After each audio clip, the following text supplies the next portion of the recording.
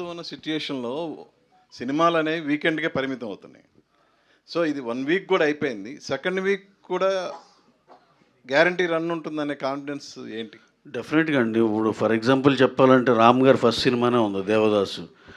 4వ వారంకో ఇప్పుడు అందుకుంది. సరే 7వ వారంకి ఆ అందుకుంది. రోజులు వేరు, ఈ రోజులు వేరు కదా, అందుకని మేము సెకండ్ వీక్ అంటున్నాం. అప్పుడు 7వ వారంకి అందుకుంది, ఇప్పుడు సెకండ్ వీక్ అని ఆ హోప్తో మేము మా ఏప్రిల్ నుంచి అన్ని ప్రయత్నాలు చేస్తున్నామండి. రవి గారు హాయ్. సో మీ బ్యానర్లో వచ్చిన డియర్ కామ్రేడ్ కానీ అంటే సుందరానికి కానీ ఆర్ చిత్రలహరి కానీ ఇప్పుడు ఇది కానీ చాలా మంచి సినిమాలు. బట్ బాక్స్ ఆఫీస్ వైజ్ మీరు కమర్షియల్గా మిమ్మల్ని ఎక్కువ సాటిస్ఫై చేయలేకపోతున్నాయి. సో ఇలాంటి మూవీస్ సో రెట్రోస్పెక్ట్ చేసుకున్నారు ఎక్కడ మిస్టేక్ అవుతుంది అని ఇలాంటి వాటికి. అంటే ఇప్పుడు ఒక్క నిమిషం, మీరు అప్పుడే ఒక స్లాట్లో పెట్టేయకండి దీన్ని. ఇది కాదు మీరు ఏం చేస్తున్నారంటే ఇంకా ఉన్నప్పుడే మీరు నెగిటివ్ చేసేస్తున్నారు. అది కాదు. సో మొత్తం రన్ అయిపోయిన తర్వాత ఈ క్వశ్చన్ నెక్స్ట్ ప్రెస్ మీట్ సినిమాలు వారం ఒక సినిమా రిలీజ్ అవుతుంది, ఆ ప్రెస్ మీట్లో అడగండి. ఇప్పుడు ఇంకా సినిమా రన్లో ఉంది, ఆ స్లాట్లో వేసేయకండి అప్పుడే. అదే అంటున్నాం, మేము ఫస్ట్ వీక్ ఇది ఇంకా అవ్వాలా మా రన్.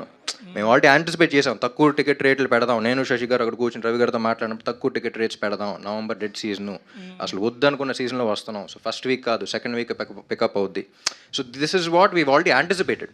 మీరు ఈ లోపే అంతే కదా అంటే కొంచెం. సో ఈ క్వశ్చన్ నెక్స్ట్ ప్రెస్ మీట్లో గుర్తుంచుకోండి, మీరు రండి ఆన్సర్ చేసుకోండి. సరే సార్, అయితే ఇది డెఫినెట్గా సార్ చెప్పినట్టు మేము ఇప్పుడు ఎన్ని పెర్మిటేషన్ కాంబినేషన్లు ఎలా ట్రై చేయాలో అన్నీ కూడా చేస్తాం. డెఫినెట్గా మేము కాన్ఫిడెంట్గానే ఉన్నాం, ఒక డీసెంట్ రన్ అయితే మా సినిమాకి డెఫినెట్గా వస్తుందని.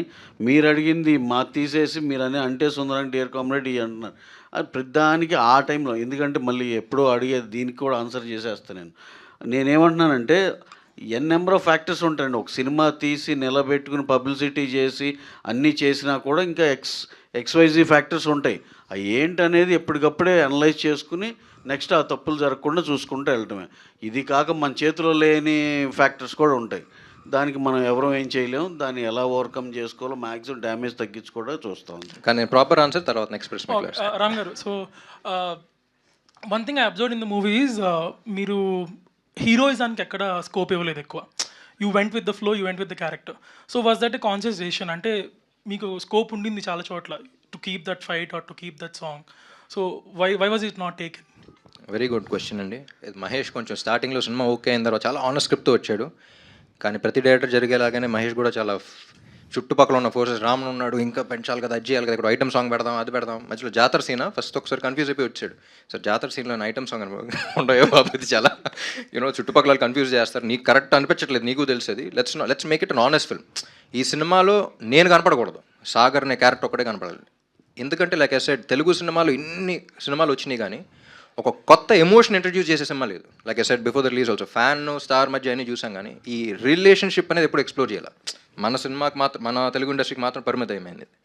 సో అలాంటి చేస్తున్నప్పుడు లెట్స్ కీప్ ఇట్ ఆనెస్ట్. ఇక్కడ చేయొచ్చు అన్నా సరే వద్దు, ఫైట్ కొడతాడు అక్కడ పడతాడంటే వద్దు, ఇక్కడే పడాలి. ఫిజిక్స్ కొంచెం will keep all of that in mind. చాలా జెన్యూన్గా టంక గుర్తు, ఏదో ఫైట్ సీక్వెన్స్లో ఎవడో అట్టుకొని ఫైట్ అలా చెయ్యి పెట్టిన వెంటనే ఒక లుక్ ఇచ్చాను, పరిగెత్తుకుంటూ వచ్చాడు. సార్ ఆ లుక్తో మీరు 100 మందిలో కొట్టేస్తారు, నేను లుక్ వచ్చింది, వద్దండి కొంచెం తగ్గించేద్దాం, కరెక్ట్ నేను ఆ మూడ్లోకి వెళ్ళిపోతున్నాను.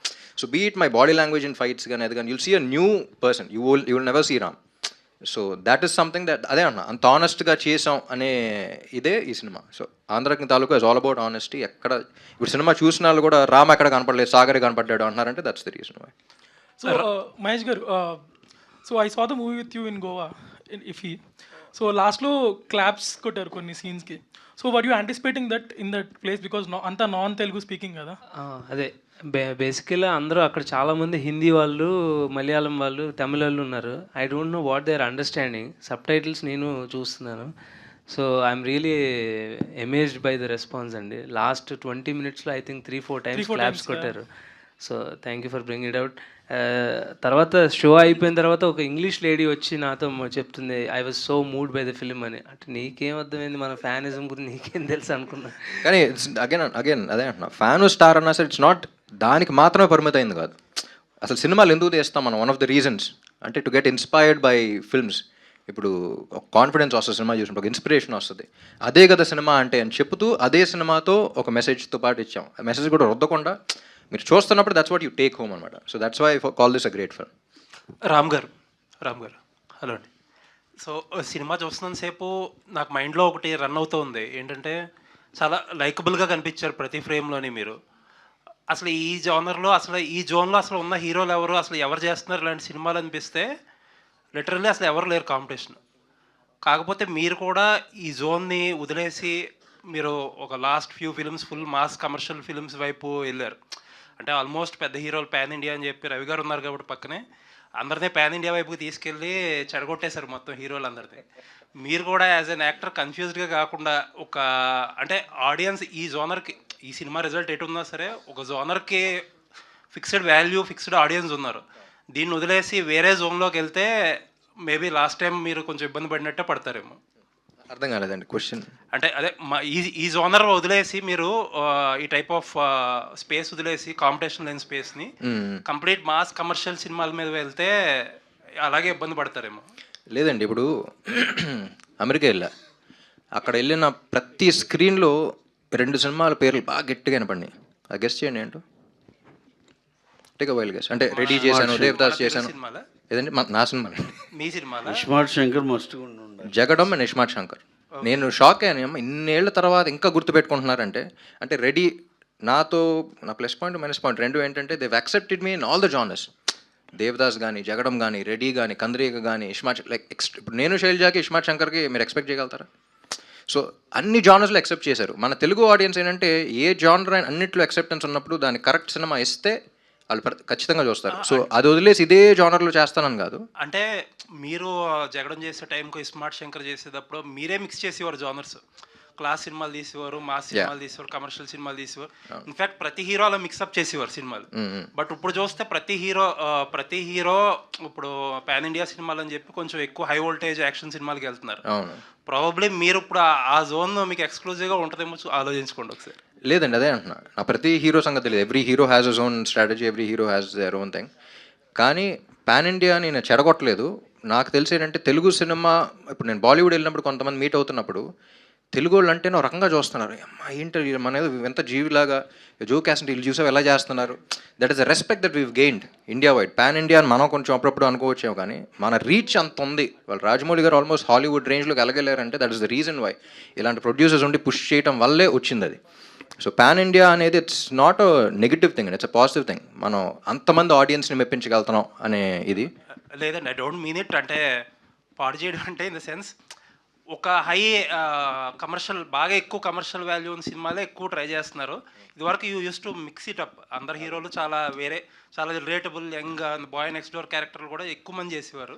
ఇప్పుడు తగ్గించేసి ఎక్కువ ఆ జోన్. ఇప్పుడు ఆంధ్రాకి తాలూకు అదే కదండి. అదే అందుకనే ఆ జోన్ ఎక్కువ ఎక్స్ప్లోర్ చేయాలనుకో. లేదండి, అది చేస్తాను ఇది చేస్తాను. I blend both. బట్ మనటిదాకా ఏంటంటే కొంచెం కంటెంట్ తక్కువ ఉన్న కమర్షియల్ సినిమాలు చేసాం.